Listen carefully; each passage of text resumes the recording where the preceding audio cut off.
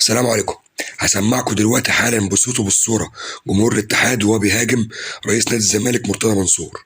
طبعا في مباراه الاتحاد والزمالك اللي خلصت 0-0 من شويه في برج العرب. قبل بس ما اسمعك الفيديو واسمعك الجمهور بيقول ايه، اشترك في القناه وفعل زر الجرس، شارك الفيديو، حط له كمان لايك جميل. تعالى نسمع ونرجع تاني ونشوف الجمهور قال ايه لمرتضى منصور.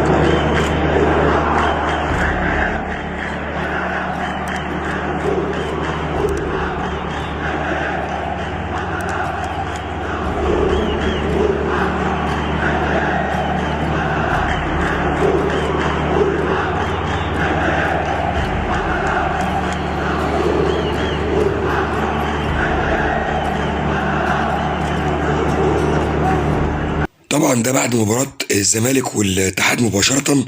الجمهور زي ما انتوا شفتوا كده طلع وهتف الهتافات دي: يا منصور قول الحق، اتكيفت ولا لا؟ ده مش كلامي، ده كلام جمهور الاتحاد في استاد برج العرب.